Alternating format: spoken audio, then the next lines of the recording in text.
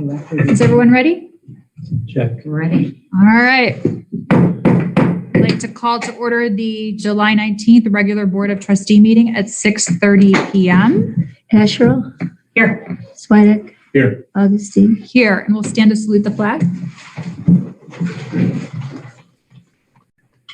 I pledge allegiance to the flag of the United States of America and to the republic for which it stands, one nation, under God, indivisible, with liberty and justice for all.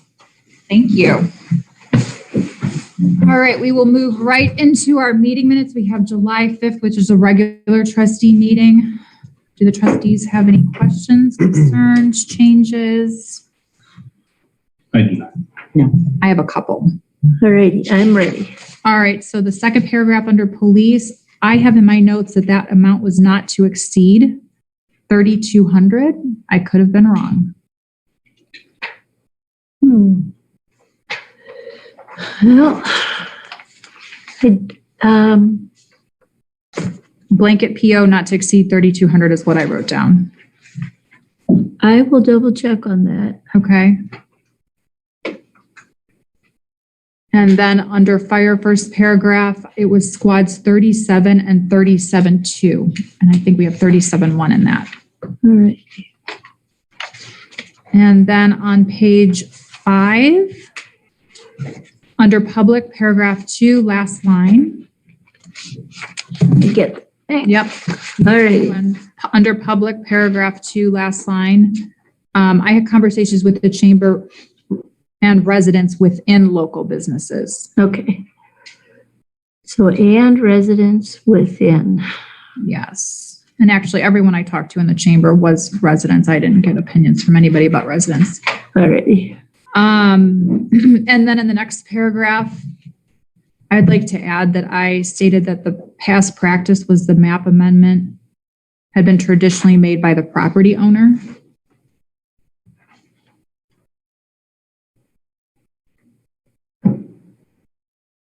And at the end? Yes, please. Okay. Had traditionally been made. By the property owner. All right. And one more change in the next paragraph at the end, if we could just say that I had commented that the connection to the 87 acres was a theory.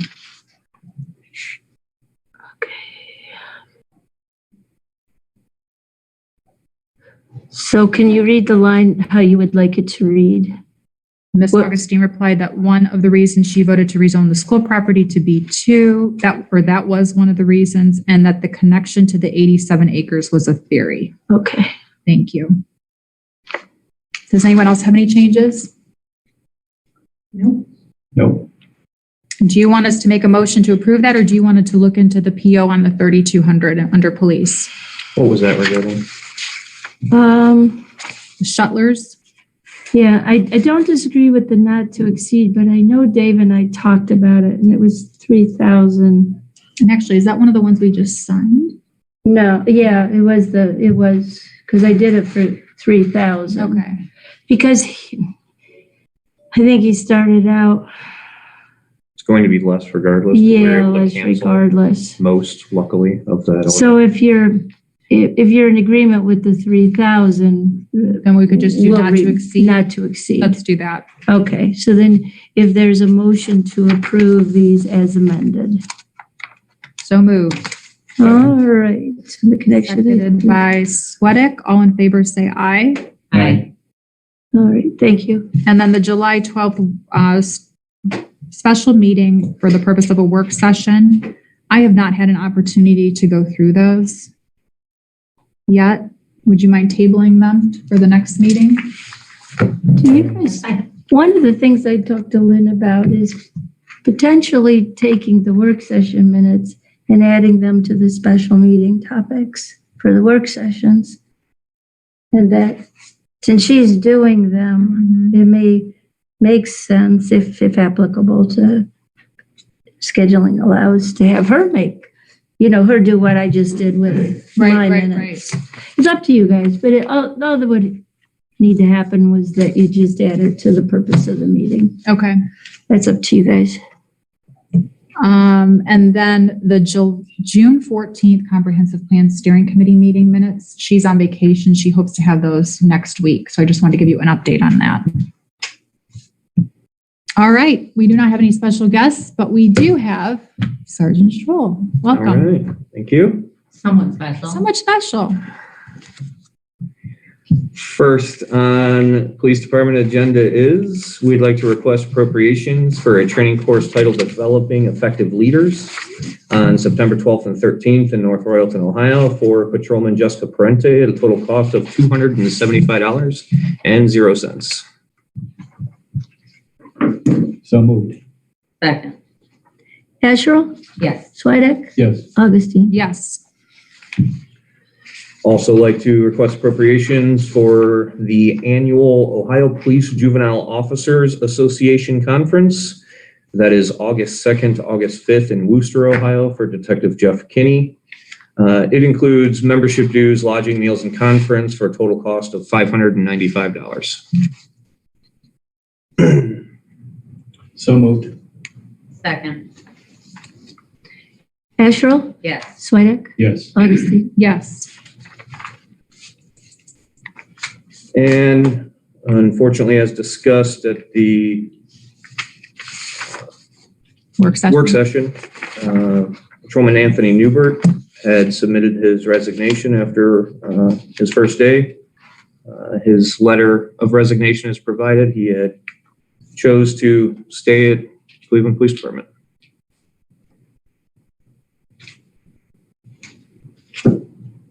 Very good. So do we want, this is effective the 11th?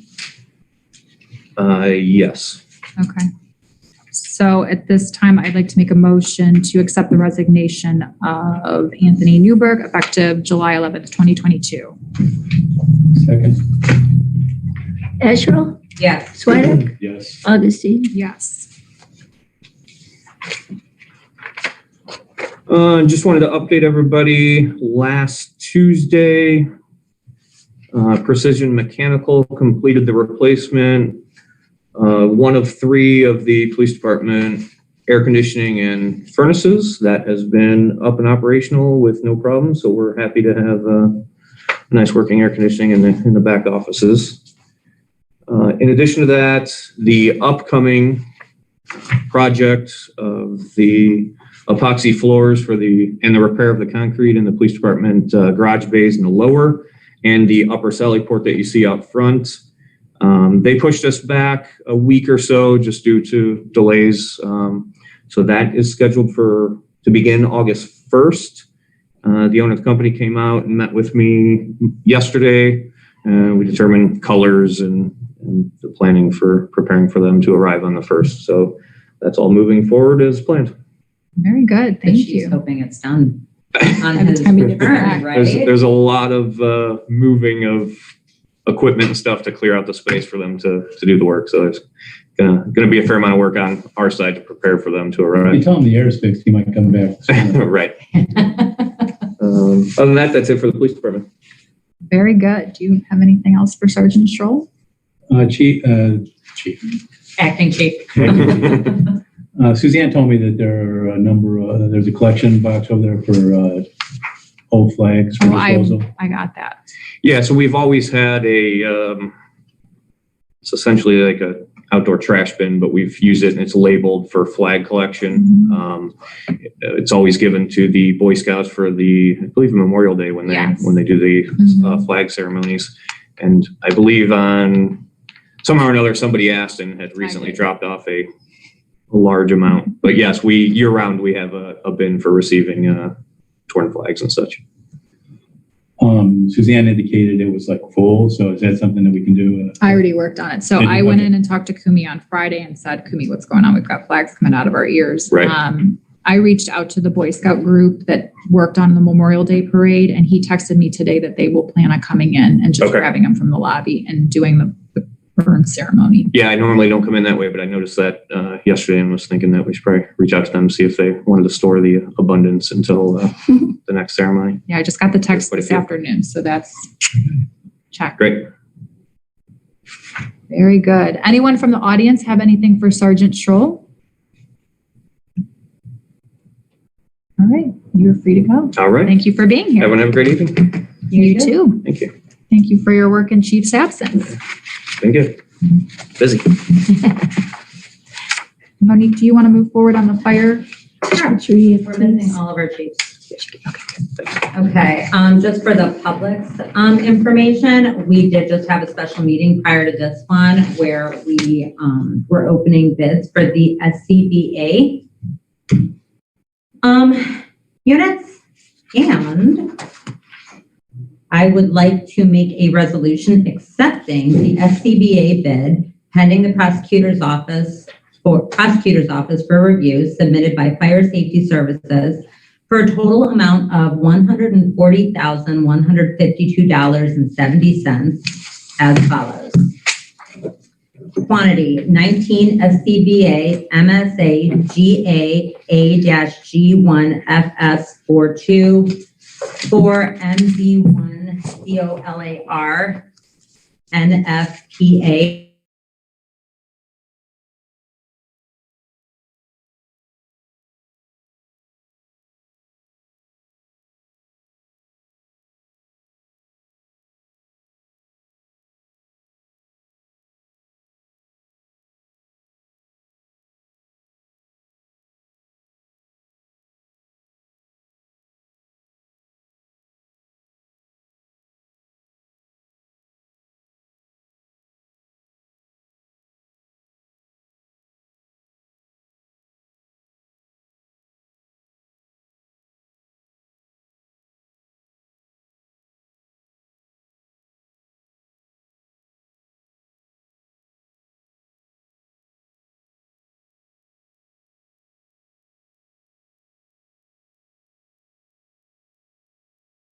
charger MSA 101-5838.5, price $676.18. Again, for the grand total of $140,152.70. Before we move forward, we lost everyone virtually for a minute there, so I'm going to actually have you go back and just restate, and I'm sorry to do that to you, Okay. but everything went down. I think you were at the air cylinders, the quantity of 38 MSA 101. Would you mind? I'm sorry, just so for continuity purposes. All right, are we all there? Yeah, Ready to everyone's check? on Okay. and we're unmuted. All right, quantity 38 air cylinder MSA 101-5642 4 ST carbon fiber cylinder, price $1,086.55 each, total $20,644.45. Quantity 33 base piece MSA 101-5645-9 high car rubber silicone nose cup and mesh harness, price $310.31 for a total of $10,240.23.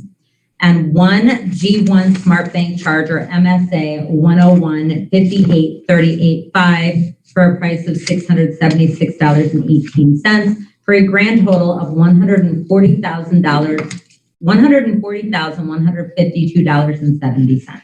Thank you so much. Can you add to that the township, there's a It's a FEMA majority is funded by a grant, and the township portion will be in accordance with the grant terms. As amended. Second.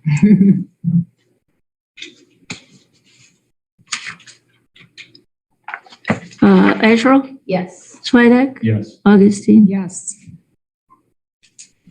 Well, that was second time was a phone on that one. I apologize. Everything went down. No, I meant on the grant with that too, or the bid. We do things twice here. Okay, better than 3 times. All right, I would like to request appropriations of $1,693.79 for emergency brake repair on 37 from TPS Tire and Service Center Incorporated. Second, Asherle, Yes, Swedek, Yes. Augustine. yes, and that one just went down today. I don't know if that's he to did. you guys about that on their way to a call. Request motion to appoint firefighter Anthony McCarrick and firefighter Josh Spanulo as fire inspectors at a pay rate of $18.25 per hour when they are performing fire inspector duties in accordance with the organizational minutes. Second. Asherle? Yes. Swedek? Yes. Augustine? Yes. And then the last thing that Chief wanted me to mention is they are having a Build a Squad school supply raising for Hinckley Elementary on August 7th from 1 until 4 at the fire station. That's all we have for fire. Wonderful. Thank you. And all of the stuff that's donated to that goes to Hinckley Elementary, correct? Yes. Perfect. Awesome. Do you want to speak for service? Yeah, quickly, I just Okay. have the Valley Brook contract is out for contractor signature right now. When they get it back, we'll sign it here and then it'll be good to go. We talked with Lewis and Land, the architect that had previously done the Bethany Lane work. And they have agreed to do the engineering work to allow us to use the monies that are left over to do some work down there. And they're going to work within the budget. So he's in the process of formulating something there that we'll be able to use. That's great news. Thank you. And then last, I had a conversation with Martha that we're looking at establishing a right-of-way permit that folks would have to do, and then before doing any work in the right-of-way. And it would serve twofold. It would give us notification that somebody's doing that work, and then secondly, we'd be able to establish the condition before they began and then after, in case there were any damage that was done, and they'd be liable for the repair of that. So I'll be working with Mike on that. Okay. And how many more dollars do we have towards those roads for Bethany? Just Approximately 300. okay. Very good. Thank you. All right. I'm going to skip zoning and go straight to cemeteries. I just wanted to let you know that the grant application with the closing application documents I had prepared today, so they should go out in the timely manner. They have to be received at the state by August 1st, so they'll go out. If they didn't go out today, then they will go out tomorrow. I'm sorry, what was that? The grant, the state grant that we had, we were given for cemeteries, we were given $1,000. Oh, yes, Towards the okay. 4,000 I'm sorry. for the Which gravestone grant that leveling. was? The reporting then, Yeah, all the okay. reporting was done today. So. Okay. Trustee Astro. Okay. The agreement for the old fire station, and also we're going to add in the township parking lot to that also. Like to make a motion that will require any rentals of the township parking lot or the old fire station will require a waiver to be signed moving forward. And would these be no fee rentals, correct? No fee is established with these rentals? We don't charge for the old fire station. Are you asking me? I'm asking. I'm asking you. I mean, do you want these to be no fee? Because you have the other facilities I would. listed as no fee. I mean, I'm fine with no fee. I mean, but your other facilities are either There's a have a fee or a no fee. Right. So this would be just a part of that administration building application for Mhm. rental. Mhm. So a no fee rental, right? No fee. No rental. fee. Okay. Is everybody good with that? I'm fine with that. It's not like they're putting on the heat over at the fire station bays. Okay. They're not allowed anymore. It will require a signed waiver with no fee. Perfect. Is that a motion? It's a motion. Second. Okay. You want me to do roll call with your voice? No, I'm Okay. fine. I'm just trying to write I the just motion. feel bad. Just, and Cheryl, thank you though. Swedek? Yes. Augustine? Yes. So then we will add these into the organizational meeting Next year. Next year. next year. Perfect. Okay. So, Maybe we start calling that. so Community can I read service. this back to you to make sure I have it right? You made a motion that will require any rental of the administration building parking lot and the old fire station to be a no-fee rental with the requirement of signing a rental waiver. Mhm. Okay. And I think we did roll calls, so we're good. Thank you. And there's no fee now, right? And somebody goes over and uses that old fire station bay. No, well, I thought it was only for nonprofit. Well, see, they have not been scheduled through the administrative office in most cases. That's the issue. I don't know. I think the chamber has maybe included it with this for Buzzard Day, but there have been some other events There where have been. they're just using that, which is fine, but we do need that waiver to protect the township. So what about covering costs of cleaning those restrooms? You know, again, this is up to you guys. You Yeah. could require a $50 deposit. That's you want to see how it goes? You can always modify it if there's a problem. Because those restrooms are over there. It's entirely up to you guys. So am I remembering this not accurately? I thought that there was an issue in December or January of someone did not receive their deposit back because they had a party and there was like a mess left over or something. That's why I thought that we charged, because there was a Christmas party there. I think that was the shop. It was not shop. It was not, it was It was another yeah, one. she came in, she had gotten permission from Detective Kinney to utilize the space. Didn't fill out the form. We asked her to fill out the form. Yeah, that's why we need to, we're just kind But of, wasn't there like a Yes. reimbursement? That's where I was thinking You that we weren't at charged that for meeting, it. right? And we made decision that she shouldn't be reimbursed because she left it a mess for the Right. blood drive the next Right. day. Yeah, chief Do you had remember to that? clean it up, yeah. Mhm. Yeah, But that's where I'm going with. so you So thought there was a charge I thought- associated. there was a fee associated with it because we didn't. that might have just been a deposit fee. Okay.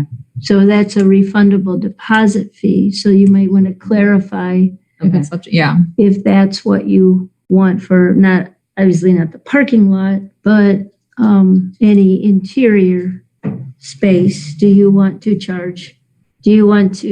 require any applicants to provide a $50 refundable fee if it's left in good I shape? mean, I would say we could do it for the parking lot because if people are, they could leave trash and debris. I mean, if they're leaving boxes. It's up to you guys. It's up to you guys. If they Don't leave look it at in me. order, they're gonna get it back, so. That's what I would do too. I mean, think if that's we been the leave a mess out practice. there and we have to clean it up. Yeah, we should stick to it with everything. Yeah. I don't think it would be different for this venue versus that venue Right. versus that venue. right. And it keeps it simple so Suzanne can keep up with everything with people coming in.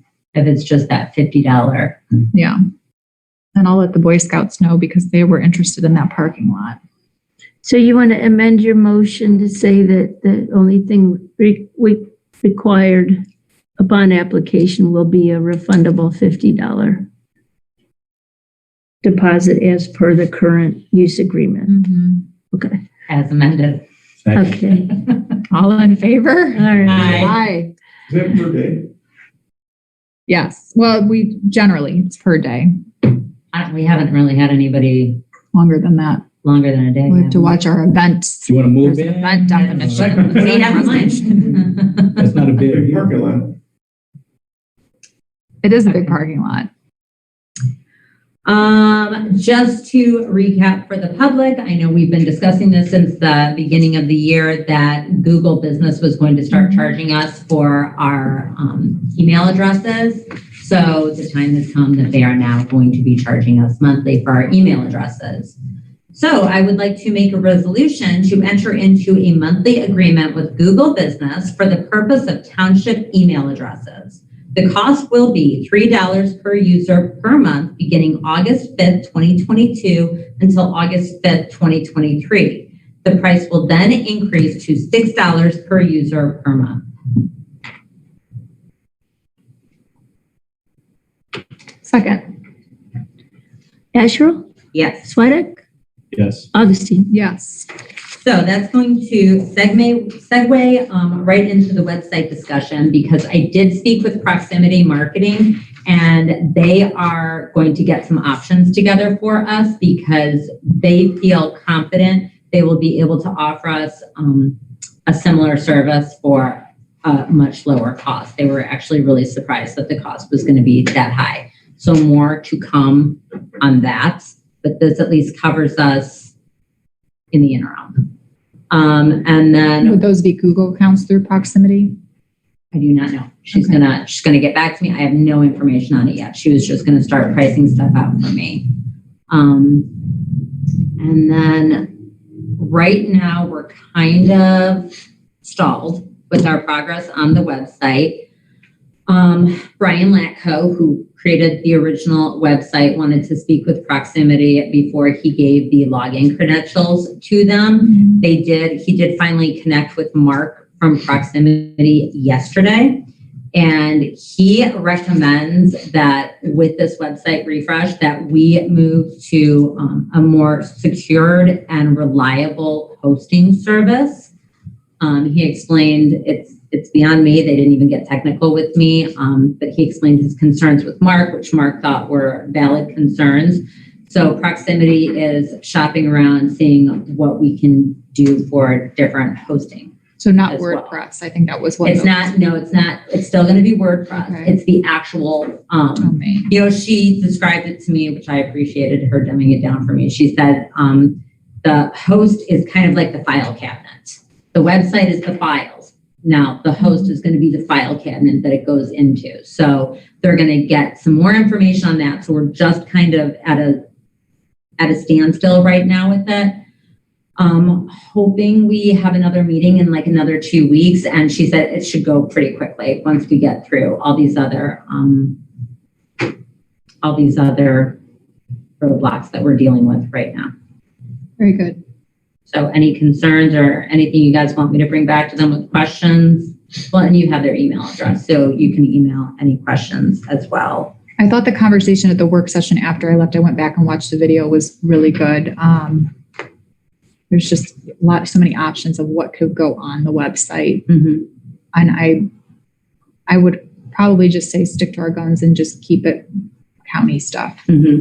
I spoke with her about it today because I told her we decided to have the Medina County link on there and the Highland local schools, but I said we also need to have the Brunswick local schools on there since some of the township goes to Brunswick. So those are going to be the 3 links. And like she said, again, we can change it. I mean, if we have a change of heart or we want to add some different things or you want to go to nonprofit, we can always add that in later. But as of right now, it's going to be those 3 links. Okay.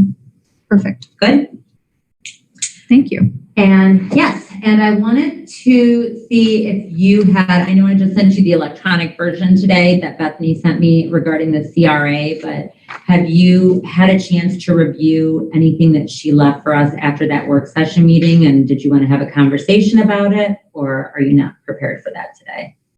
I did look through it.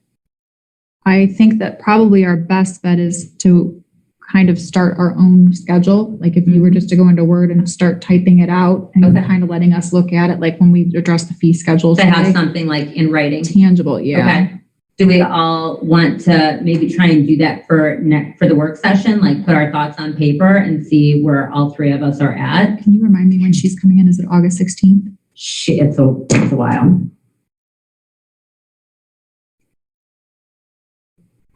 Because then we could have a couple work sessions before that, which would be helpful.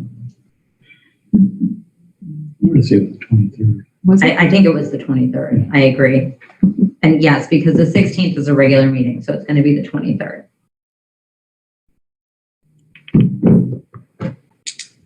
Oh, that's right. She was coming in on a work session. Yeah, that way it gives us the 26th, even the 9th and the 16th. So we've got about 3 weeks to tackle it before she comes in. Okay, a couple more things. I'm going to have next week at work session the Kimball opt-out letter with the revisions that Lynn and I have been working on. so you can both look at them and see if there's any changes that you want to make to that. Our goal is to have the letter mailed out the first week of September.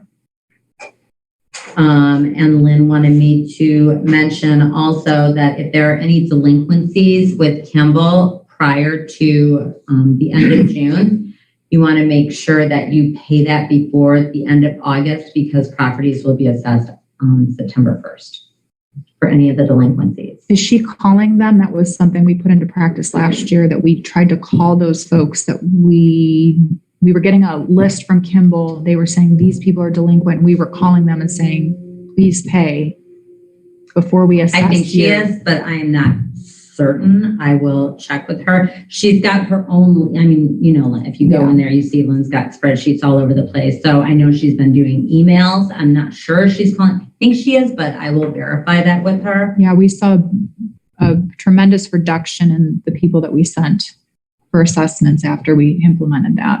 A lot of people just didn't know. I think that there's several phone numbers she could not get. Mm-hmm. I know that that was an issue a couple of weeks ago, so I will touch base with her on that in the morning. Mr. Pro had a question. Why are there revisions to the letter? We have to change the date on it. We have to change, we have to take off Kalina and Burns from the letterhead. So there's just little things like that. Thank you. And the price has changed because it's gone up incrementally every year. Yeah. Okay. So as far as I know, and I think I made one slight suggestion at the end of the letter, which I can't even remember what it is now. So we'll discuss it at work session next year. I thought there was something that could be worded a little bit more clearly. And then do you know the due date on that? For that letter to, It needs to be out the 15th of September. but when they're going to implement the actual opt-out? Oh, no. Yes. Just a quick I don't have it written down. because I think in the past we've kind of navigated the time zone change that happens in the fall and trick-or-treating and things like that. Mm-hmm. We talked about November 2nd through the 4th. That way, it's the day after the election, so we don't have all the people coming into town hall. And that was what she, just looking at the timeline that was used the last 2 years, that was what we were looking at. Perfect. So all of that will be in the revised letter. Very good. And then I did speak with, just kind of a recap of what Jack and I discussed. If you watched the, I did. You saw what I was talking about with the movie night for the public. I had mentioned wanting to bring back, the chamber used to do it where we would have movies in Bronzers Park, like an outdoor movie, a free event for the community for neighbors to kind of get together and kids to have an event. I did speak with Jim Zuppero from Summit Insurance Agency, and we are covered. He said as long as nobody's bouncing on trampolines or drinking. We are covered. Yeah, We're that's why the Boy Scouts are able to camp there for Buzzard Day and things like that. So I think we're probably coming to the fact that it's not going to happen this year, since we're going into August, unless you both would like me to see if we can get something together, possibly for the end of August. The research that I've done on it so far, and Martha, you're going to have to weigh in on this also, is the research I've done is people are saying it's better off purchasing the equipment versus renting it, especially if you're going to do it more than once a year. They have like the 20-foot blow-up screens, like Amazon has them for $120. So you can have that so that you can use it whenever you want, which I was thinking if we go that route, that could also be utilized for like the Memorial Day parade. Since now we're inside the service phase, there's not that many people that can fit in there. They're all in the parking lot over there. Would that be something that could be used for that would be used for multiple uses? Which is why the chamber did it, because it was all donated. Yeah, I reached out to the person who used to donate it. They don't have it anymore. Yeah.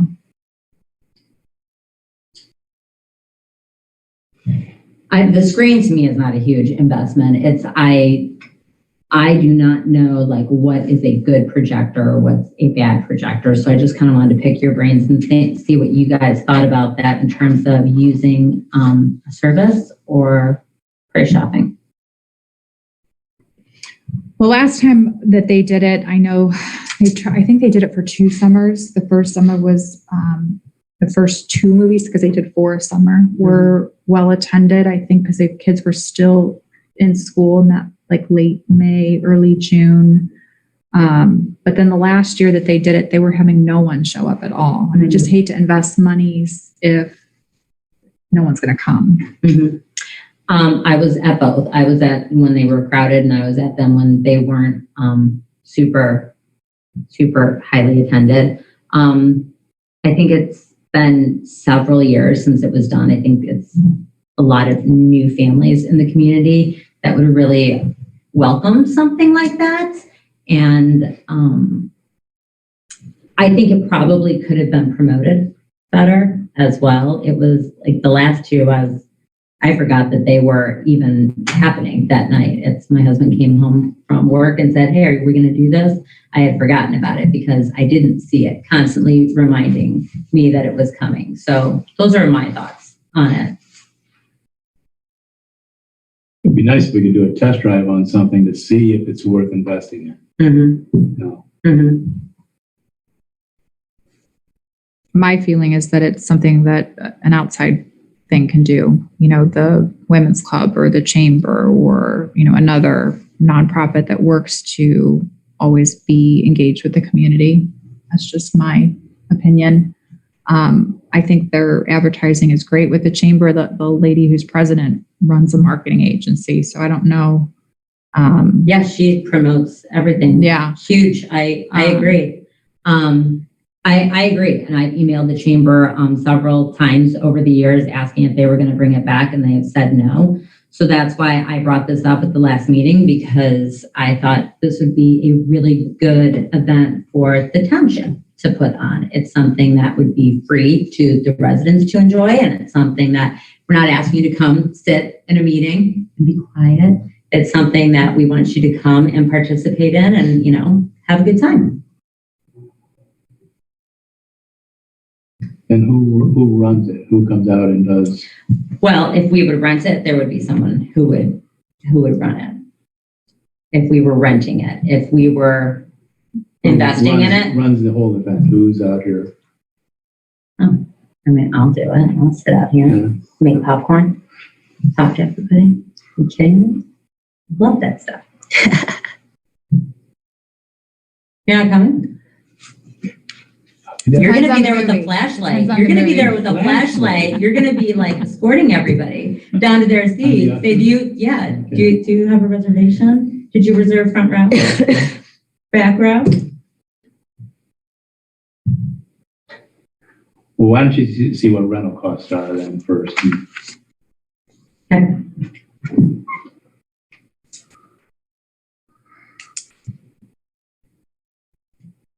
Hopefully I will have something next week. And Lynn said you had to pay a fee for the film too. Did you, anything on that? Well, that would be, from what I have looked into, that would all be associated with the rental. So if you use a rental company, all fees are through them. And it's kind of hard to compare apples to apples, I'm finding, because a place that has the rental, they're going to have like the cream of the crop for like the projector with the speakers and everything. So how do we know what that is to price it accordingly? Because from what I've seen, it's speakers are the big issue. You want to make sure that you have good speakers so that you can hear it, and not just, the people who are straight in front of the projector can hear it. So I'll do more research. And where will it take place? Where it used to be, on the hill, Brunsers Park. Okay.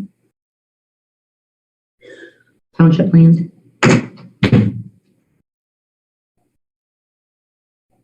Oh, and then to piggyback on that, Jim Zucchero from Summit Insurance Agency will be coming out to our work session next week. He said he tries to get out here once a year to meet with us all, but he hasn't been able to the last couple of years because of COVID.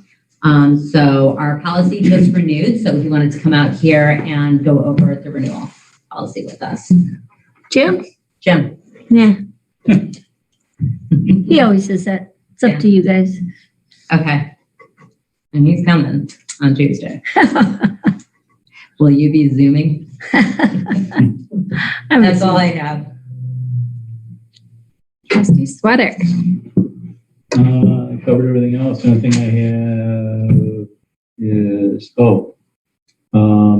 I told you both I would be reaching out to OPBA. I did that, looking for their initial contract proposals, and they're working on something for both the sergeants and the patrolmen Okay, and then have you been in touch with Sarah Moore?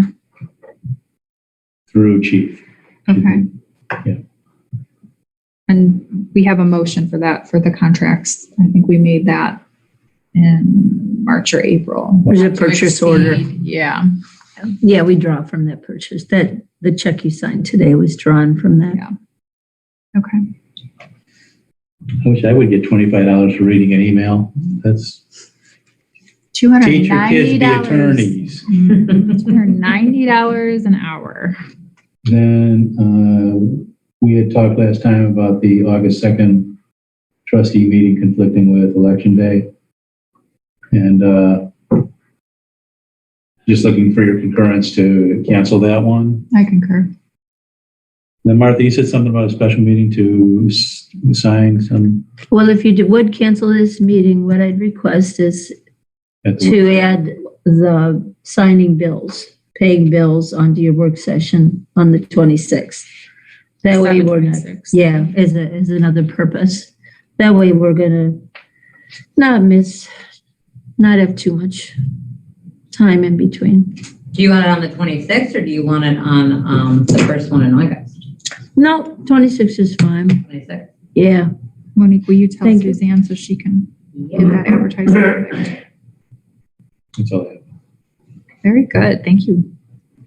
All right. I have a motion here. You have this invoice in front of you. The iWorks system is the system we use for all of our zoning. And this is an annual fee that we pay. So at this time, I'd like to make a motion for appropriations for the annual iWorks system, internet software and support from August 2022 to July 23 at a total cost of $1,500. Second. Asherle? Yes. Swedek? Yes. Augustine? Yes. And your next form in front of you is this Medina County planning form. And I'm going to try to pull it up so everyone can see it in the audience.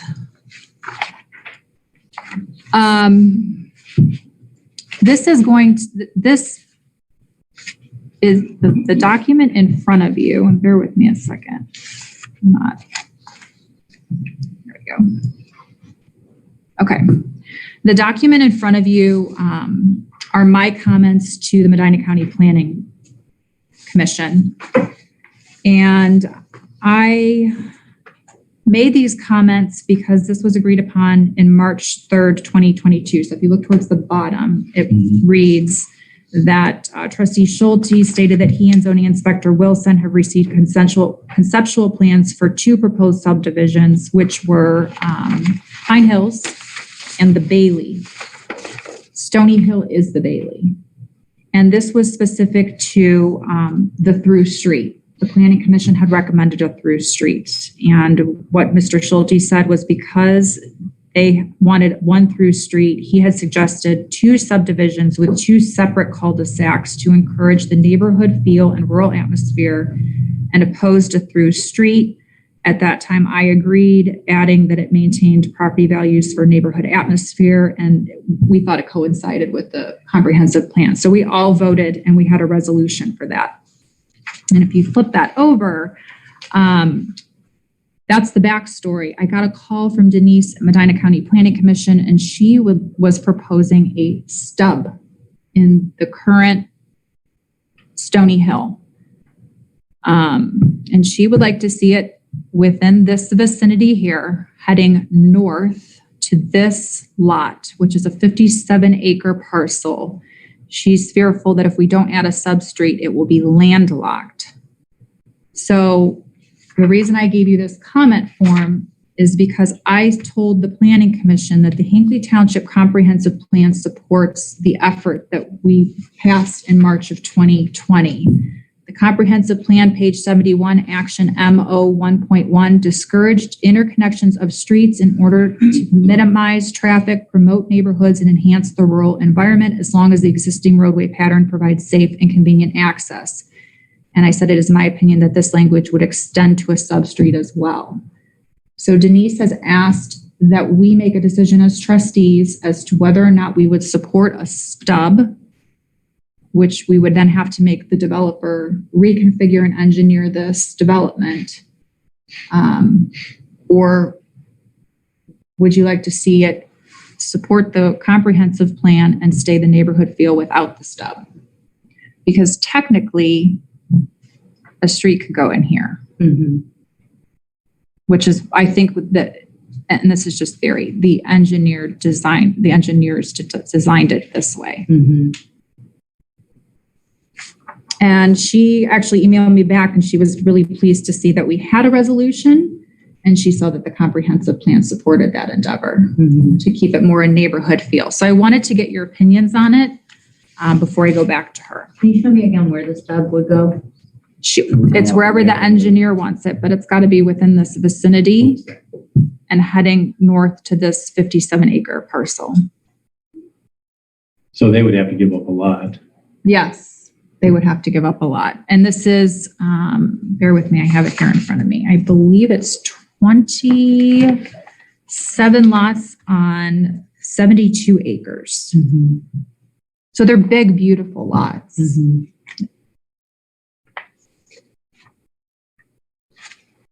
I would be inclined to not do it and just leave it As is. as I would is. agree. And that's what my note to the planning commission was, that I Yeah. supported the neighborhood feel without a stub. And with that, like I said, I think that this is designed that this could be a Yeah, that could still work. street of some Yeah. nature. The other thing And she too, discounted that as an option for access when she said it would be landlocked. it was just an idea she threw at us. She said she wanted to get the trustees' opinion on it. She didn't discount anything. Okay. So if you're in agreement, do you think we should make a motion, Martha, so that the planning commission has it? Do you have a copy of that old resolution? I do. Thank you. Let me get that. It's at the very bottom of the comments there. Okay. Is that the same developer or is it the same? It's the same parcel, right? Yes, the Bailey. And it's still called the Bailey? No, now it's subdivision? called the Stony Hill. Okay, because you can do, I think I'd make the same motion, but just do it with the Stony Hill. new subdivision. So rescind, Well, that one was specific to a through street yeah, because they wanted to connect Pine Hills to this Stony Hill. And that's when the trustees said, no, we want a neighborhood feel. We don't want a street that's just going to be a cut through for a bunch of people. That which was- you could say which approves no through streets and maintains a cul-de-sac for the proposed Stony Hill subdivision. But this is Does about that work? the stub. I'm sorry, cul-de-sac. You want the cul-de-sac, right? Absolutely. So that you do not want a stub, you can say do not want a stub street nor a through street. No, And streets and prefer- stuff. a So you want me cul-de-sac. to amend this resolution or just make a new I'm wondering one? if it's even valid since that subdivision is no longer. I don't think you have to rescind or amend it. Make a new resolution with that same type of language Okay, so for at your this cul-de-sac. time, I'd like to make a resolution for no through streets or stub streets to the proposed Stony Hill subdivision located at the corner of Stony Hill and Mattingly East. And you want to maintain the cul-de-sac. And we'd like to maintain the cul-de-sac. Second. Okay, let's see, Asherle, Yes. Swidek, Yes. Augustine. Yes, and I will try to type that motion up for you and Okay. email it to you based That'll on work. my memory. Just, you said it. All right. That will be a nice one. It will be. It will be. I do not know. I do not know, but I'm going to stop sharing so everybody can see me now. All right. I will get that over to the Planning Commission so they have it. She's looking for a text tonight because they're all going on vacation. Summer or something. It has resolution 03. Resolution 03. Thank you, Martha. And then just send it to me after you. Okay. Okay. And moving right along, we have are you guys ready? I'm ready. Are you going to read the whole thing? No. Okay. That sounds painful. This has been a work in progress. We started this in January and I thought we were ready to go ahead and pass it about a month and a half ago, but we had further meetings, Tom Wilson, Suzanne Peterlin, Marcus Fisher, and I, and we have drafted a brand new zoning fee schedule. We found that oftentimes our fees weren't covering what we were paying our staff. And so you will see before you draft number 6. Wasn't it draft 7 she sent today was the final draft? Or no, was it draft 6 was the? I think draft 7 might be behind draft 6. Yep. Isn't? That's the clean Oh. version. Oh, it So just doesn't say draft 7. I think I have all 7 here, so I can Okay. get really confused if I dig too deep. But what you'll notice is that we really streamlined this. We've changed our fee structure, and I've said in the past publicly that we adopted a key, if you will, that for Tom Wilson's time, 1 visit was the equivalent to, and I can't remember off the top of my head, and then 2 visits was equivalent to another fee. We have increased our map amendments, which I think Trustee Sweattick, you will be very pleased with. And the only thing that Suzanne had noted after she printed all of it, believe it or not, is that our PUD is listed at $800, and we want it to coincide with the map amendment, which is listed at $1,000. What page was that? The PUD is, Second page at the bottom. In the final. yes, second page on the copy that you're looking on, that's very tippy top. Right. So it's $800, but it's the same accumulative time that we invest into a map amendment. We're looking at, 2 meetings, planning services, amount of time that Tom and Suzanne, we looked at the cost of proctors, legal notices, and really just broke every single line item down. So if you're in agreement, I would adopt it with the PUD set at the $1,000 mark as well.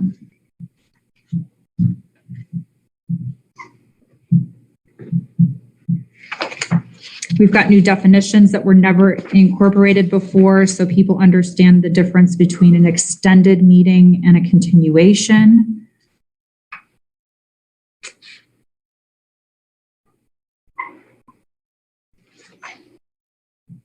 And a lot of crossed out words.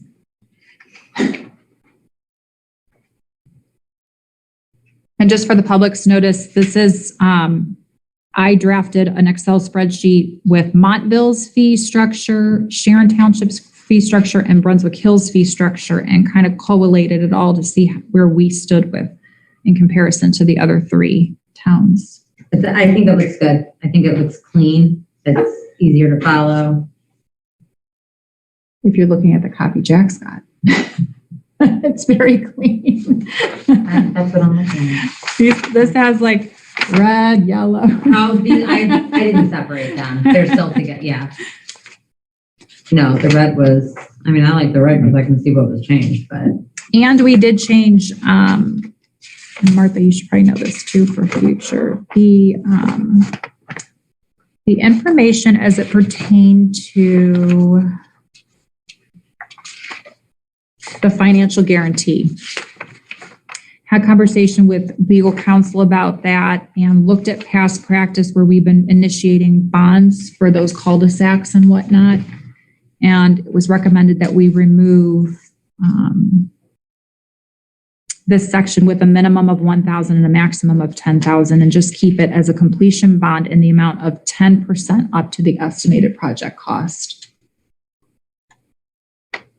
We really dove deep, and this hasn't been updated, I don't believe, since 2018. Is, in the extension, you say additional fee required, is that stipulated somewhere else in here? What that fee will be or not? It would be under the conditionals. I Oh, believe for it's, extension, okay. yeah, it's within that definition. And then what we did is we put C definitions because Right. it was a lot of extension, additional extension language. Right. And it got very confusing. It looks nice. Thank you very much. Trustee Asherle, what do you think? I like it. I think you guys did a really good job on it. Thank you.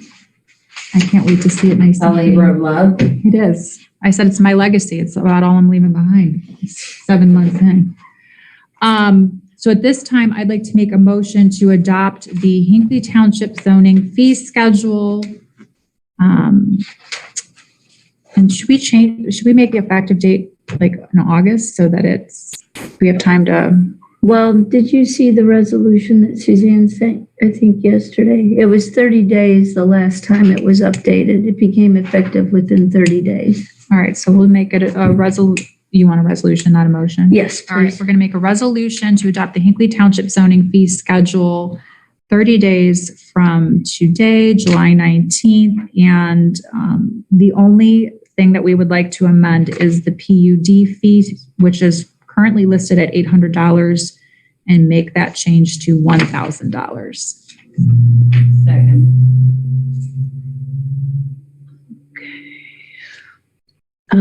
Asherle? Yes. Swedek? Yes. Augustine? Yes. Thank you very much. I'm going to sleep better tonight knowing that's behind me. Okay, moving right along. I took a note from, I don't know if you remember or not, the OHM Planning Commission had asked us to, in their recommendation that they delivered on June 14th, to have conversations with the Cleveland Metro Parks and the Medina County Parks. And so I reached out to them and asked them if they could come out and have conversation with our residents about preservation of their lands. We know that every single entity has different guidelines as to what they will accept for land preservation. We had Western Reserve out last year. Traditionally, the Medina County Parks does not go north of Ledge Road, but the Cleveland Metro Parks recently worked with them on an endeavor on Ledge Road where Hinckley Township had helped them obtain 6 acres for a 106-acre parcel that was obtained through a grant. So they said because they worked collectively on that, they would like to come out and have a educational, informational meeting with our citizens to talk about preservation options with each one of those entities. So I wanted to see if you were interested in that, and if so, they've prepared 3 dates that they were looking at. So have them both the same day. Yes. Okay. Which is a feat, a historic feat. Okay. So they are tentatively looking at August 31st, which I believe is a Monday. No, it's a Wednesday. September 22nd, which is the Monday. And October 19th, which is a Wednesday. September 22 is a Thursday. September 22nd is a Thursday. 26th. I'm sorry if I said the wrong one. I cannot do the September 26th. What was the other one? August 31st and October 19th. And these are, I already confirmed with Suzanne that we do not have a conflict with any of these days with BZA. I would lean towards October 19th. We may. Perfect. That will give us some time to advertise it too. So I will let them know October 19th and we will have that here. Your Hopefully, usual time? they wanted an evening, so we could do a 6 or 6:30. Do you have a preference? That's our usual 6:30. 6:30. Wonderful. I will let them know. Very excited about this. Okay. Trustee Sweattick, you said 25-minute meeting. I did that. I'm at 1 hour. That wasn't me. Before we go into the OHM stuff, I'm going to jump ahead, if you don't mind, just so I don't forget anything, because I've got 2 things here and I don't want to forget one of them. It has come to my attention that when we discussed the donation request as it pertained to the tanker for the fire department, we did not discuss a donation dollar amount publicly. And so at this time, I just wanted to make the public aware that we asked the Cleveland Foundation for $250,000 towards our tanker. And just as a recap, those tankers currently are running about $400,000. So I have not heard anything at this time, but I just wanted to make sure that the public was aware of that dollar amount. Did he come up with that dollar amount? Because he had reached out to you, correct? Saying he wanted to do the donation because he had also reached out to Jess. Correct. Back, gosh, I think that was in May when this first started. So he had come up with that dollar amount of the 250. He did. That was his number. He had made a donation to the Cleveland Foundation. It's my understanding that when he made quite a significant donation, he had asked them to be amenable to future requests from him. Mm-hmm. He wanted to support our fire department's wages. Mm-hmm. And I felt that just from experience that it's a fantastic concept, but what do we do with it long term when that money runs out for our wages? Yeah, we had said that to Jess when Jess first brought it to Martha and I, and we said, wages, how about putting it towards the tanker? Right. Which was what I believe Jess had that first conversation. That's how he had presented it to him instead of taking, which I believe was $100,000 was initially what he was going to give towards payroll. Jess said, what if we put it towards the tanker? So yeah, because we experienced that firsthand with the CARES Act funds. I mean, we put a lot of money towards wages and salaries, and then all of a sudden it wasn't there, so it was smarter for us to put it towards the next vehicle in line for replacement.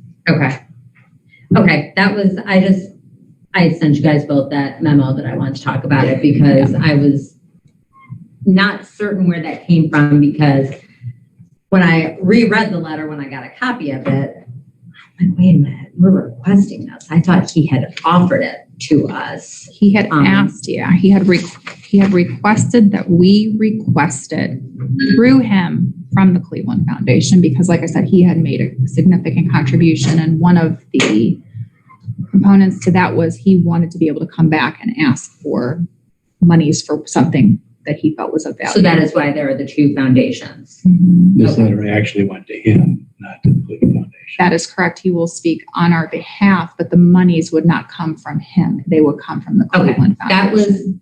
That was my, like, wait a minute. There's 2 different foundations listed on here. So, which I didn't notice until. Which is why I was trying to explain in that meeting that he was very specific about what he wanted. Well, right. That's because I knew the Cleveland Foundation was mentioned at least twice. And then when I got the copy, I'm like, wait a minute. Yeah. So, okay. Thank you for that. And then I got an email today about the Brooklyn Exchange cabin. The president has asked if we could potentially use some of our 3 truckloads of our asphalt grindings for the drive before it is repaved. And they're looking to get this done before the car show on August 7th. And I'm told that we have a bunch of asphalt grindings that are just kind of sitting. So I wanted to see what your thoughts were about potentially using them. I think we've been trying to get rid of them. So if he wants to contact Mike, they'll have to get them the grinding himself, Mhm. the equipment and load it and take it. But, yeah, have him reach out to Mike and Mike will take care of it. Okay. Perfect. I just didn't want to forget that. Okay. OHM. Are you ready? I'm ready. Alrighty. So I had further conversation with legal counsel for us, legal counsel for Montville, zoning experts all over Medina County. And then I called Arthur. And he said, to your point, Jack, it is a recommendation, the memorandum that we have before us. And he said that what it's doing, and I didn't really see it this way to begin with, but once I spoke to him about it, I better understood his mindset. Its entire purpose would be to protect Hinckley. Number one, we know is already in the comprehensive plan, but it's restating that design guidelines would be helpful, both for industrial, what does it say, business. We cannot limit the amount of businesses or developments, but if we were to incorporate design guidelines, we would be able to say, we're sorry, that doesn't meet our design guideline. It's a way for us to hold developers responsible.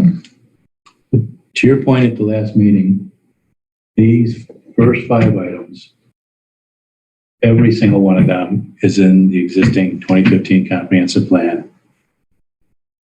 And so he's just making recommendations to move forward on them. Right. So it has nothing to do with, they found nothing in the audit to say change something in the existing plan. What he's doing is, I think, stepping outside of his scope and saying, you should get busy on this, in my opinion, and this, in my opinion. I don't think that that's why we convened all these folks that gave their time and energy to do this. Okay, I'm just explaining how he's presented it to me.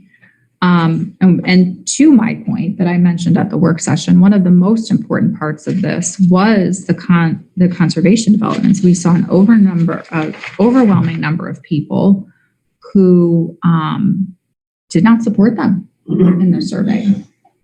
And there is language in here specific to incorporating design guidelines that would assist with that.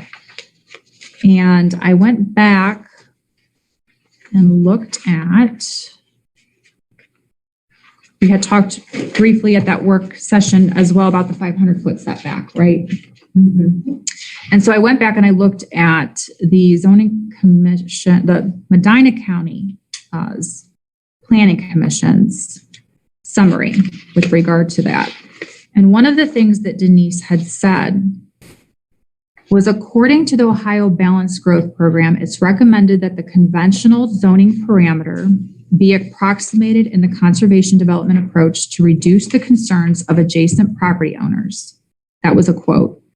She stated, or the Planning Commission stated, the township may also want to consider alternatives to the proposed lot and perimeter building requirements, such as screening strategies, landscaping, and/or buffering requirements in order to support Hinckley's effort to conserve the rural quality of the township.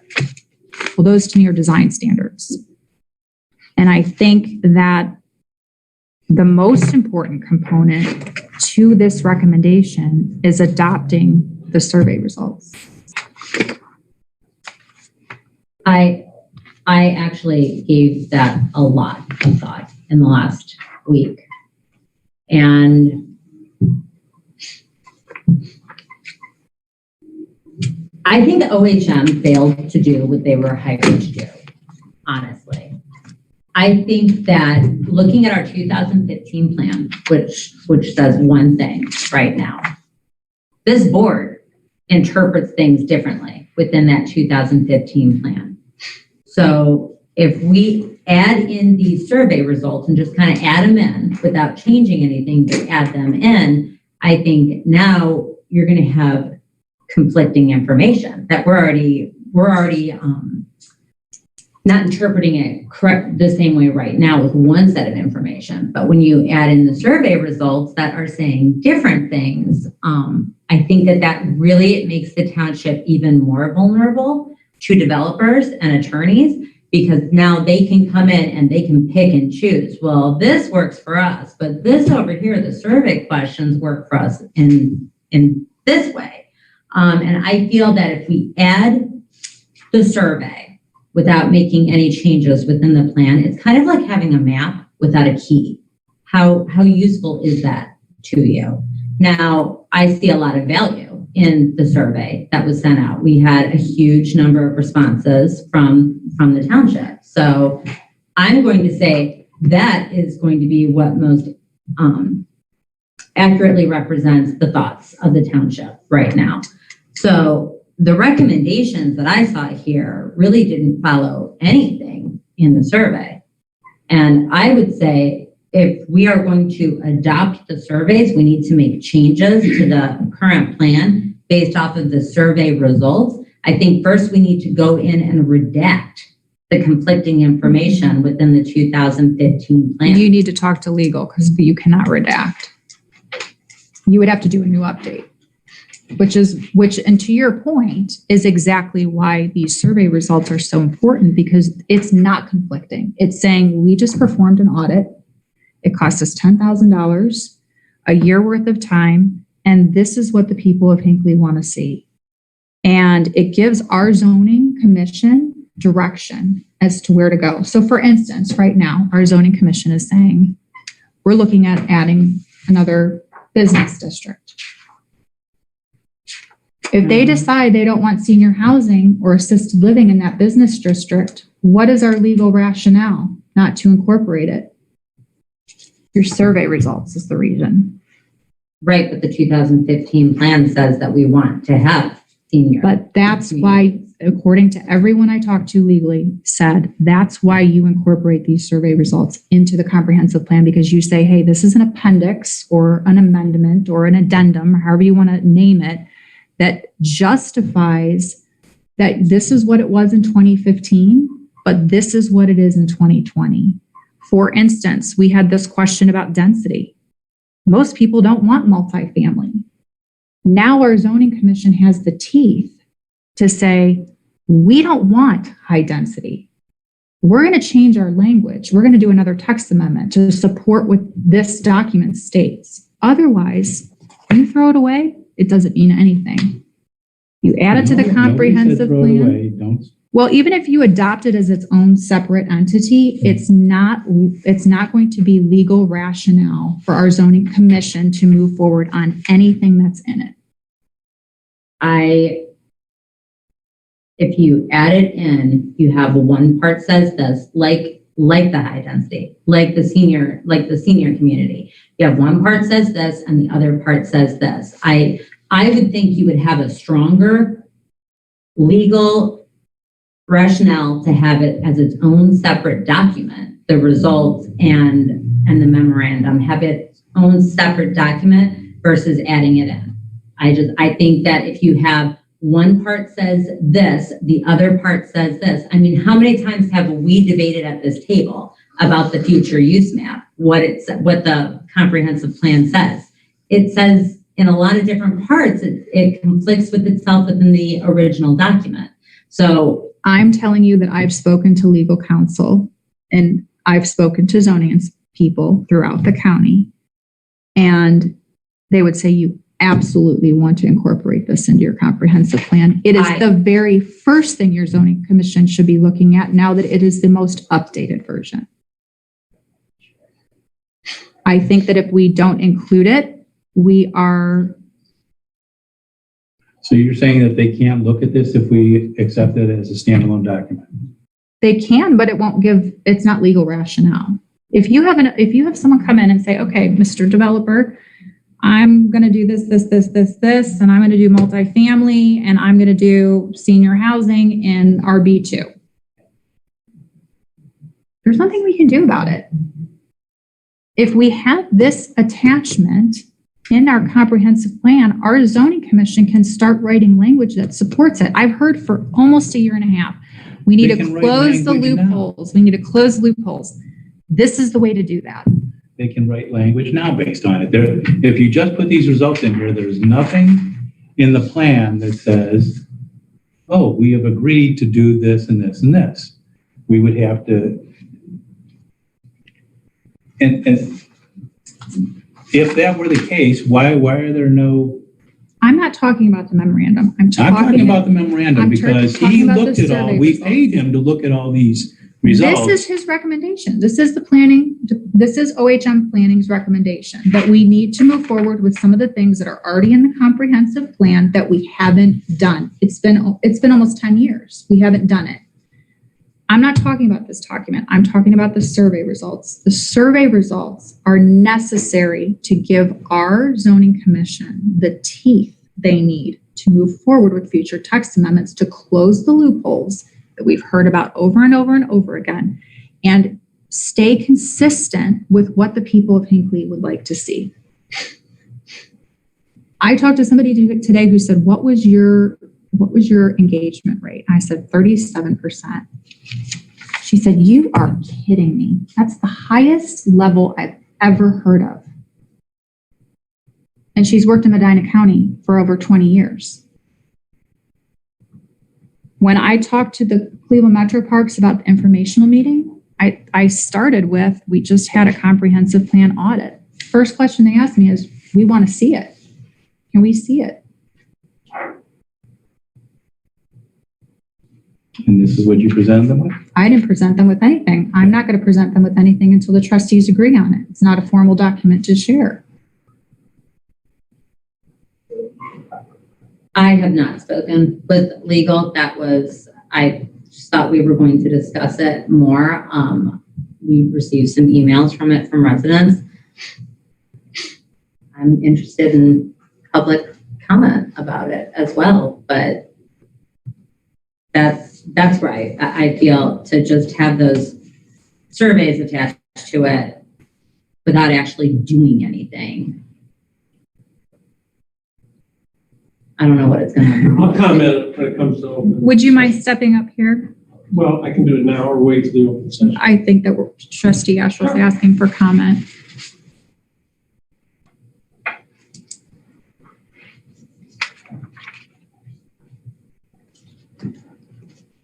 I'll go through this briefly, but I just want to digress to, prior to last year, or turn, when elections were coming and so forth, there was this huge rush and all these people that said, we have this big issue in the community about development and conservation development and all these issues. We have to review the plan. We need to talk to the people. I'm hearing from people that all this needs to be done, right? Mm-hmm.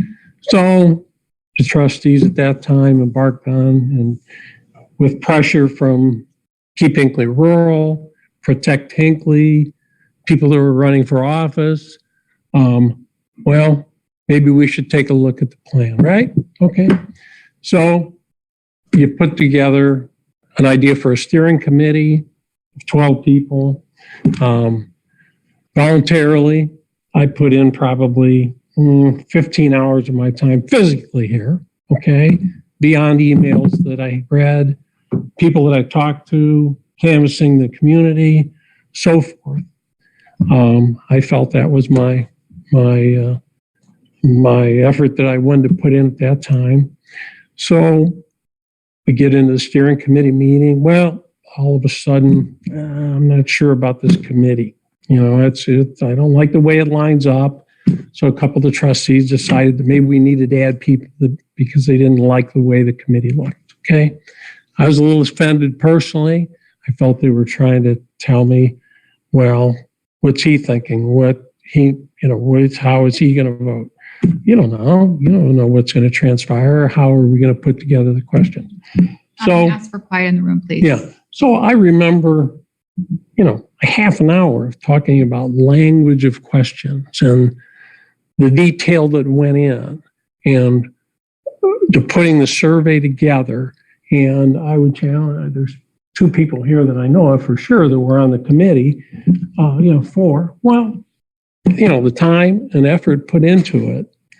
And now at this juncture, we have the survey. We got tremendous results. I mean, quite frankly, I look at the survey and there's some things in there that surprised me. They were overwhelmingly about conservation and other aspects. I was surprised about the water. That's one of the things personally I'm for. I know there's a sentiment, no, but it sounds like 50% of the people or more are at least considering, let's look into it. I'm not saying it's the absolute right thing to do, but if we have the money, possibly, maybe we should look into it. But the point I'm trying to get to is we talked about the survey, the element of it, the participation, and by not making an addendum or adding it into the planning commission just for the information. And am I wrong? And did they do that in 2015? Wasn't there a survey and wasn't that information available when they were working on issues? Am I correct? Yes? Well, Jake, I'm sorry to interrupt, but Yeah. that was an entire comprehensive planning process. Well, I understand. I It understand. was comprehensive. I understand. But it was also a survey, right? So I Well, guess my question is, why Not why did we do the survey then? it wasn't a survey, Yeah. this was a Yeah. different survey method. So why did we do the survey? I mean, you don't like the results, so you're not going to put it in? Is that what you're telling me? What I said. So, well, I'm up here to tell you that I think, I feel a little offended about, telling my neighbor, say, hey, this really not going to do anything with it. I'm sorry we put this amount of time in. I know we told everybody this is really important, right? So we're just going to discard it? Is that it? No. Yeah. No. Well, I think I've made my point. I think it should be added. It's not a legal document. There's many ideas in there about what should be considered as a result of what people had to say. So that's my feeling on it. That's my take. Thank you. How do you make?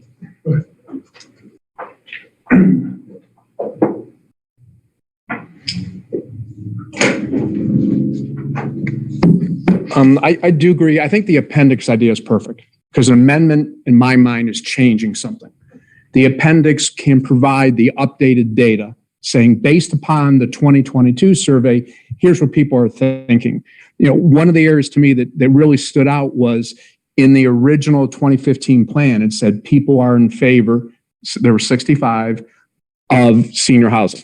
Now, if you look at the results based upon, I think it was 1,700 and something, completely different results. So I think it's important to have those details there because you've had developers come in for senior housing and the first thing they said was, this plan says people want it. Well, now you can say the current results show something different. So I'm not asking that we make, I think appendix is going to be the best way to approach it because you're recognizing, here's the current results. There are parts of that you're not going to be able to change currently. That'll have to go through zoning, and I understand that. But I think with all the efforts and the results, and I do have to agree with some of the stuff Mr. Studer said, with people took the time to respond, which showed that their voices are being heard and that it's taken into consideration as we move forward. So I do think it's important that it's as an appendix and brought in. Worst comes to worst, run it by the prosecutor saying, is appendix the right word so that we recognize the current results? I did run that by the prosecutor. He said it's what the trustees want to do, but he would go with the recommendation of OHM, and OHM's recommendation is right at the beginning, that they would adopt it as an addendum. But when I spoke to him on the phone, he's actually the one, Arthur, you remember Arthur from OHM Yep. Planning. He said you can adopt it as an appendix as well. That way it just gives everyone some teeth to move forward and closing some of the loopholes. And in my opinion only, I think put the survey results in, not his recommendations, because two different things there. I think listing the current survey results brings things up to date based upon 2022 as opposed to 2015. Thank you. Thanks. So I think there were some assumptions made by some folks that were in the room maybe or sitting at home that saying hold it as a standalone document was saying to discard it, disregard it, put it in a file cabinet and forget about it. That was never the intention. There is good information. A lot of people put a lot of hard work into it. And there's nothing that says any zoning change has to comply with the comprehensive plan. That is a guideline for future development. So we have another document in hand that we can use to provide guidance? Absolutely. It doesn't mean you throw it away. And as you said, you were offended, Mr. Studer. I feel a bit offended myself that you would make that assumption that we didn't care about it. We do. We appreciate the work that was put into it. And I can be wrong, but I believe at the last meeting of the steering committee, there was an informal, that was discussed, agreement that would be put in as an appendix. We can go back over the minutes of it, but something was said there that it would be incorporated in some fashion into the existing comprehensive plan. That's correct. Because that's what the planning company does with every audit that they perform. We don't have those minutes. Not yet. There's a video, but and we can find that point in the video.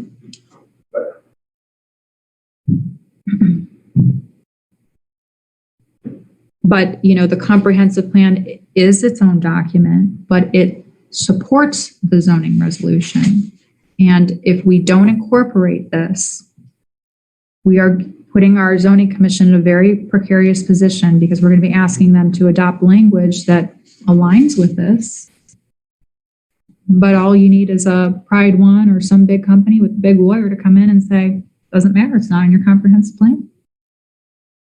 Which goes to my point of saying, if it has conflicting information in it, they can pick and choose which one they want to go with. So I feel it makes us more vulnerable, which is why I would say, I think we should incorporate the survey. I think the survey has a lot of great information in it. I think it should be incorporated, but I don't think it should be giving conflicting information. That is what I am saying. I have not spoken to the prosecutor. I have not spoken to anyone in legal. So I will be making some phone calls.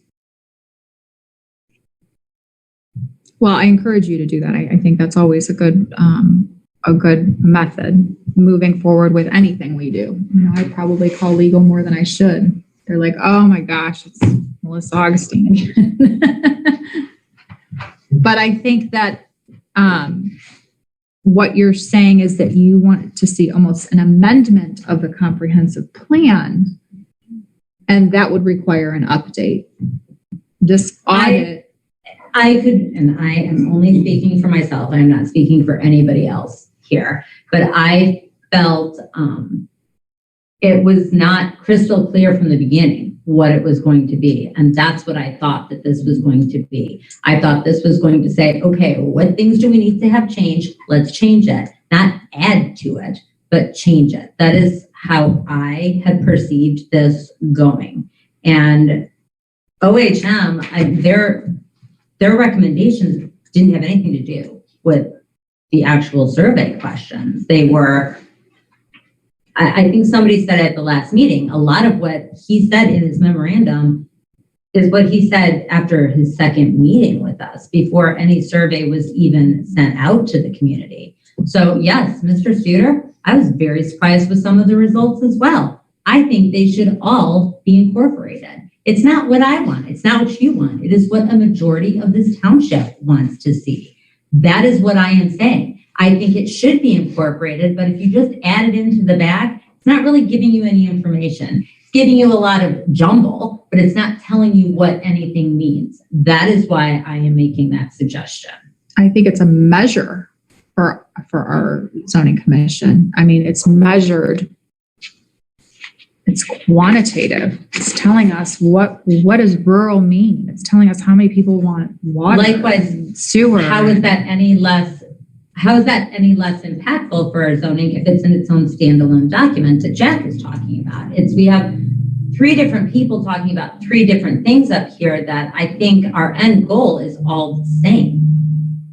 I don't think it should be a standalone document. I think it should be an appendix to the comprehensive plan. And if you were in favor of that, I would encourage us, one of us, probably me, to write some type of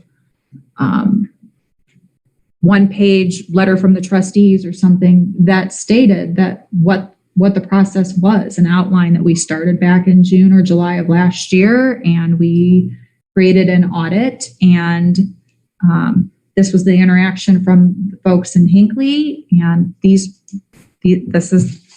is the document that supports that interaction.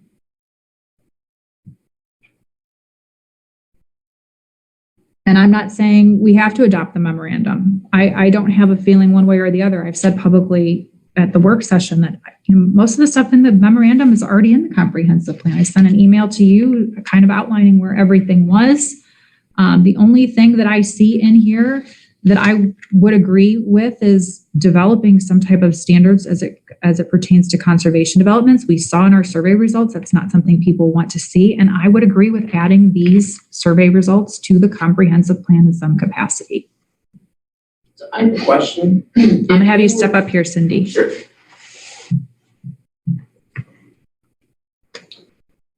Should the residents state their names for the audience? Yes, thank you, Mr. Pearl. Cindy Engelman. Thank you. First, I have a question. By adding the survey results in as an appendix to the comprehensive plan, is that an amendment to the comprehensive plan? Is that technically an amendment? Does that have to be processed as if it were? You mean the motion itself? No, I just mean, like, if you were to amend the comprehensive plan, in detail, different areas. I assume there's a process that goes with it. I didn't pay attention in 2015 when the comprehensive plan process was in its throes. But if you were to make an amendment to comprehensive plan, do you still need to have like public hearings? I That mean, would be a full update. That's a $40,000 endeavor. Yeah. So if you were to amend one paragraph or add an appendix, do you still have to go through a public hearing process? How does that, that's my, it's a technicality. No, and I understand because I'm just asking. That was brought up at the last meeting was the public hearing, and we received one email with regard to it. Maybe it was two. Public hearings are held for specific reasons according to Ohio Revised Code, and this does not constitute one. We had more public interaction during our steering committee meetings than any other township that I know of. Okay, so I guess, so then what I'm hearing is if you add an appendix to the comprehensive plan, it doesn't require a public hearing. You can just do it by resolution. Just a resolution. If you were to change a paragraph, You can't. okay, so That what, would require an update, a full update. Okay. We decided last year to perform the audit. So the Okay. audit is just saying this is an addition to the comprehensive plan that was established in 2015. right, so an appendix is just not an It's update. kind of like the Old Testament and the New Testament. Well, I'm just, so And communion's after this. right. I mean, there's two sides of the coin of this. One is the process of how you give it teeth for the township to do stuff. And I'm just trying to understand process. If it goes into an appendix in the comprehensive plan, but that's not an amendment to the comprehensive plan, then does it really have weight as a comprehensive plan? It's an addition to. You know what I'm saying? Do you know what I'm trying? If I change the paragraph, I have to go through an update process. But if I make an appendix, it's not the update process. So does it still give weight, like for zoning commission, to look at that appendix and say, hey, here it says we don't want any more senior housing, even though in chapter whatever it says we do. Mhm. So does it give weight? That's, I mean, I guess, Based on the conversations I've had, it does. And it would be, an appendix would be in addition to the current comprehensive plan. And if we don't add it, it doesn't give it any weight. Is my understanding based on several people I spoke with. well, I guess I would defer to Corp Counsel on what gives weight, what doesn't. I mean, in terms of adding it as an appendix or whether it's a standalone document. I mean, I believe the survey results are the survey results. That is fact. You know, that is stuff you read and you can make decisions from.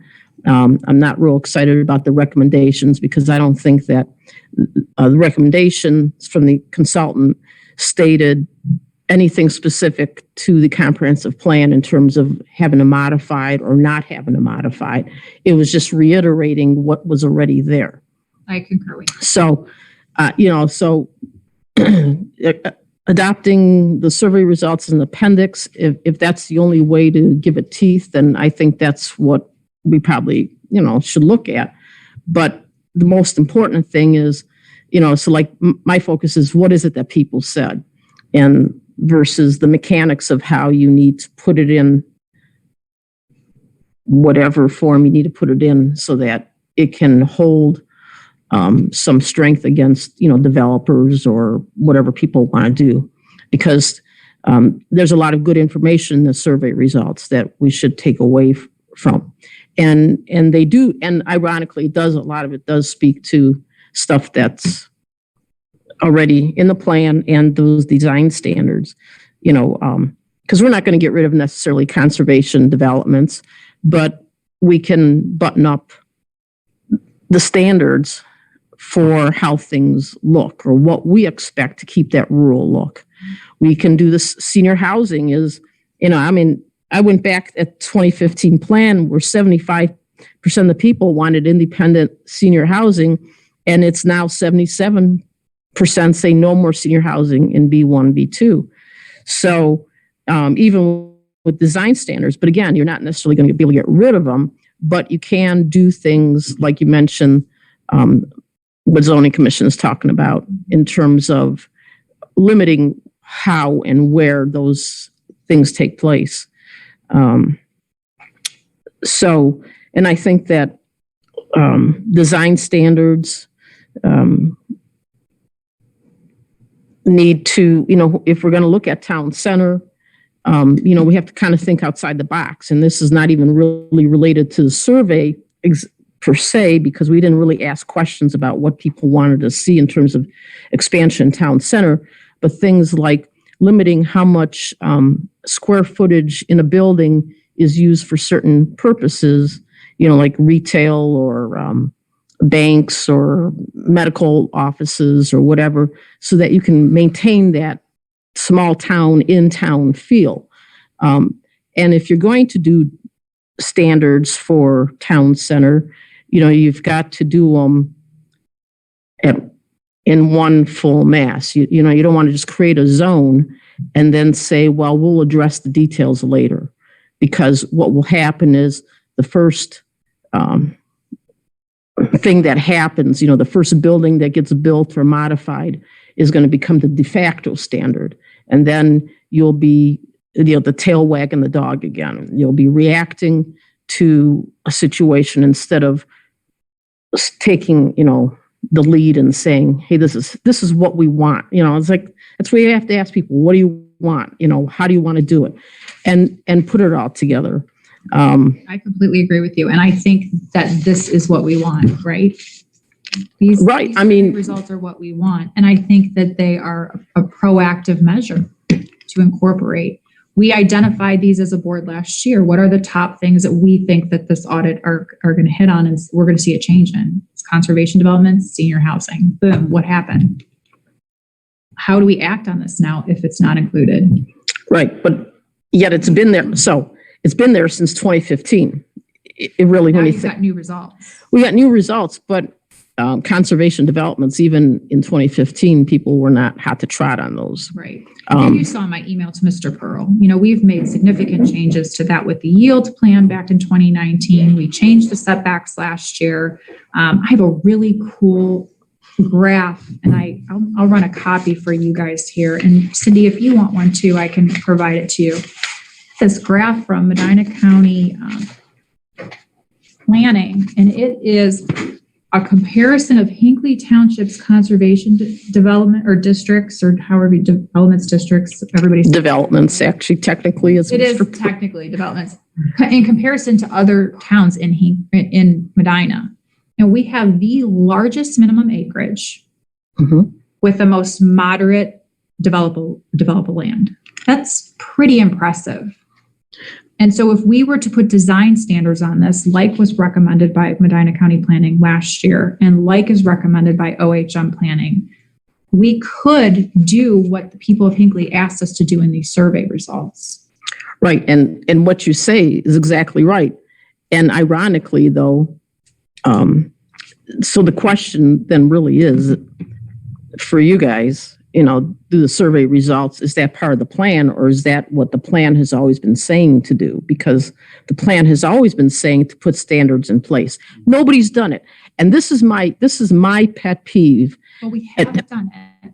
Let's, Yield plan? you have. All right, let me just give you my thoughts, and then we can talk about it, because so along town center, I just learned last week that if we're going to look at stuff, we got to look at things in a vision kind of manner. I look at Bellis and 606, that corner there where the putt-putt place is. And I just learned last week that, maybe the week before, that last year there was consideration to creating a new business district for that area. And, then I don't know what happened to it, but my point is, town center is unique. If you're going to come up with a town center business district, you got to identify what's unique to town center and separate it out from B1, B2 right from the get-go. Same thing. Why not have, I'll call it B4, whatever, it sounds like bingo, for Bellis and 606 that says what makes this area unique? Because, you got Hinckley Reservation right down the street. You may want to have only certain uses in that area. And what would be wrong with having, a district, like kind of like a park business district versus a town center business district, and look at those instead of trying to make them both the same thing.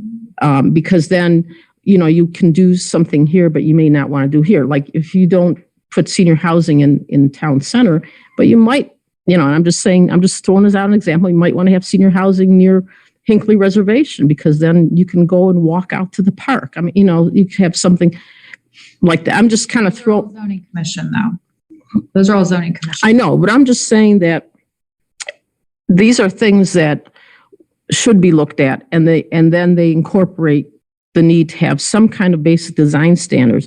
But here's my concern, is that sometimes the township I see, and whether it's particular people or whatever, I don't know, but what I'm just seeing is that you get into a trap of a couple things. Number one is, what's the hurry? We haven't done anything for a while on this. What's the hurry? Well, the hurry is if you don't do something, somebody will, and becomes your de facto standard. And that goes all the way back to, Wakefield Run, that whole concept.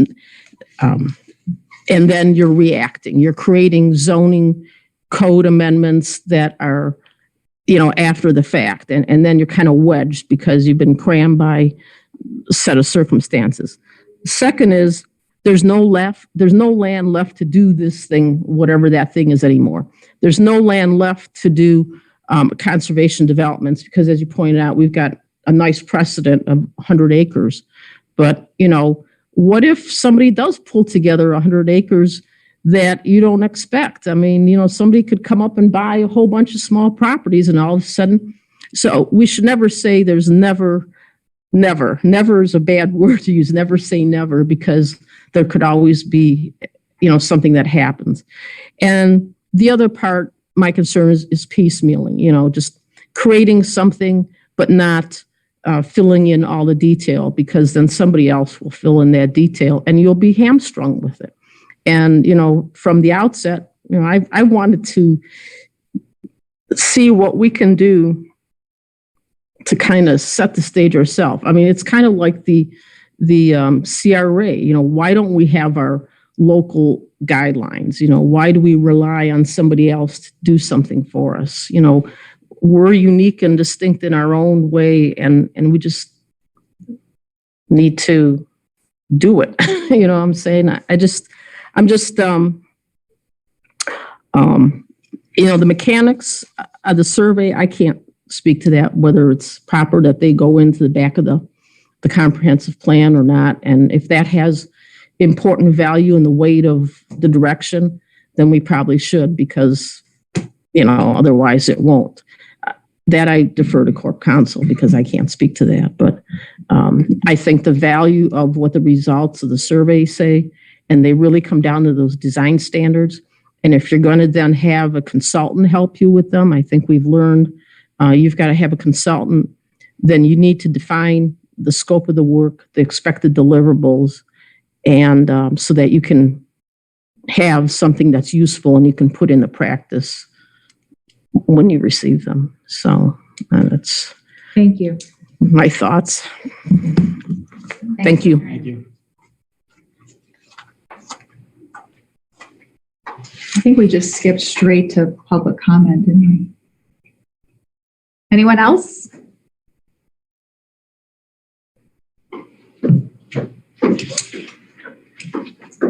Angela Chesnick, 2362 Country Brook Drive. I guess my understanding was that when we did the survey, we were going to see if we were still in line with what was thought of in 2015. And had that been different, we would need to update the plan. So that was my understanding. And seeing that they are completely different results, I don't think that you can keep the 2015. That's my opinion. I just looked up appendix, online. In a nutshell, any additional information or data that supports the main document or report. That's what an appendix is. So it supports it. It's not supporting it. Well, It's conflicting. it would be supporting the new data. So if I was on the zoning commission, I'm going to go to the new data before I go to anything. But if you're a builder, where are you going to go? It doesn't matter. Because the comprehensive plan as a whole, and I get your point in that probably senior housing and conservation developments are different based on the 2015 plan. Right. And these results.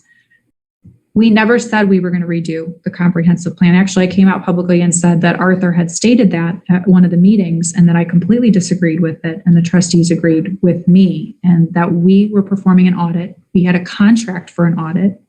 Those deliverables were outlined. And if we do an audit, it was a way for us to look to see if conservation developments and senior housing were the items that the trustees last year identified as areas of change, and they are. If we don't incorporate the survey results, then we can't do anything to change our conservation development and senior housing language. I just think that it's conflicting. It doesn't seem like that would be, I guess you talked to the lawyer and that they said that was fine, but I just think that leaves you wide open to interpretation. I always thought that if the results came back completely different, which they did, that we would need to do something to the existing comprehensive plan. That was just my understanding, so.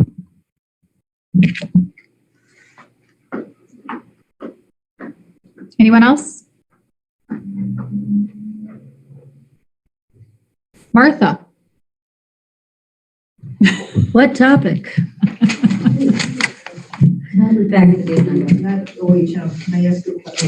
Can you just wait until we finish here and then I'll have you come back up? Is that okay? Thank you. Not that I want to talk much, but before I get to my agenda items, I know that there is a difference in the survey results from the recent survey and the survey in 2015. But I think the idea, the perception of what we think of now as senior housing is much different because we see it. We went through a year of zoning hearings and site plan, and maybe what we see now as senior housing isn't what we perceived it to be in 2015. But I will say it's not only perception. In 2015, our zoning code did not allow for attached units in that district. And a zoning amendment was passed in December of 2017, along with the rezoning of the two Wolney properties that allowed for attached units, which in retrospect, or hindsight, what am I saying? Hindsight, sorry. In hindsight, then made that project that people have spoken a lot about over the past year, made it possible. Prior to that, if you were talking about attached or detached units on that same piece of property, it would have never happened because it would have never been economically feasible for a developer to go in there and make money with the price of that land.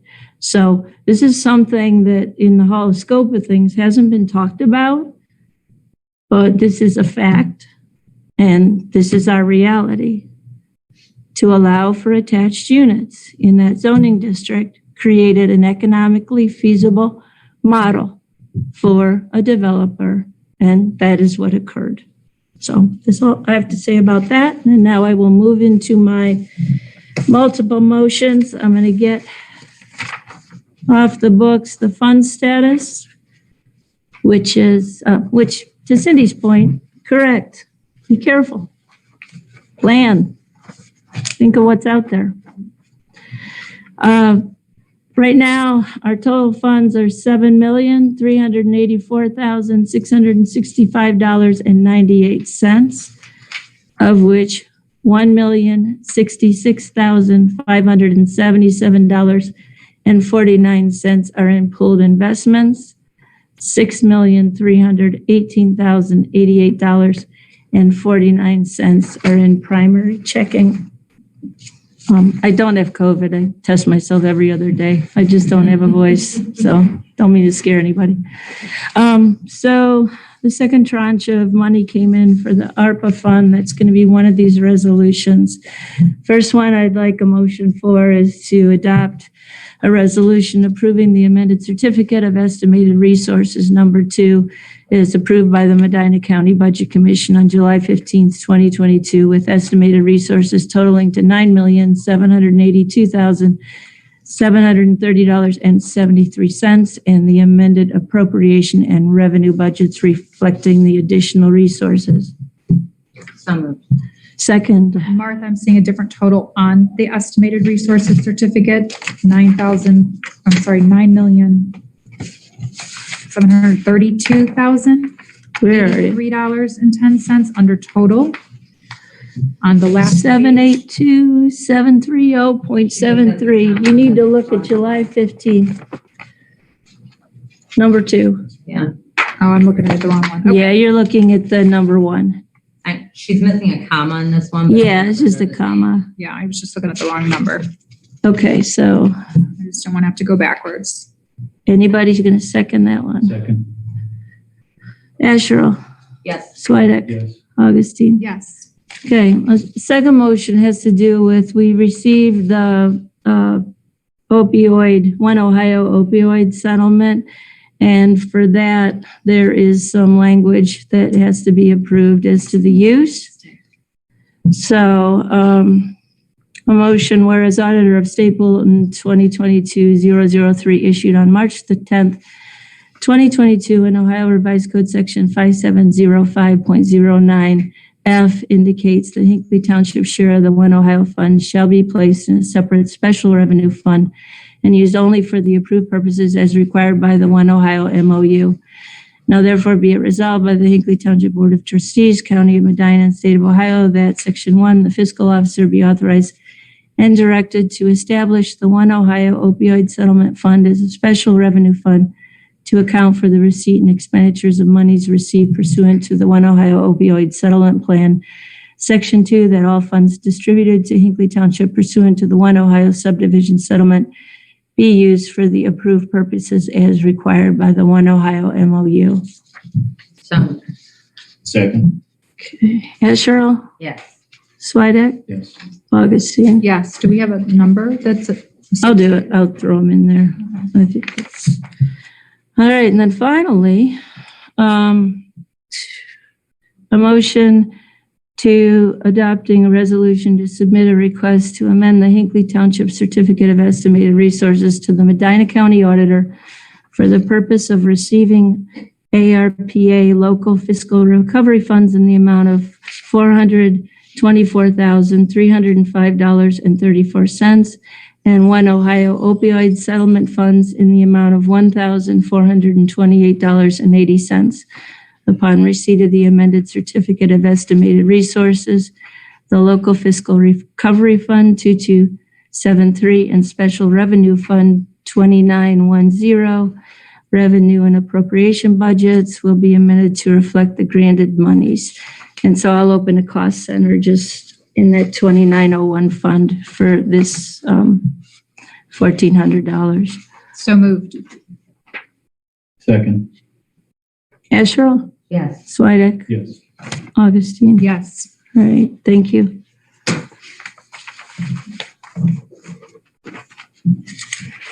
Anything else, Martha? Just a thing to share with your departments. Obviously, gasoline prices have increased, so operating supplies, that you'll see a John Deere bill that is over $12,000 for the month.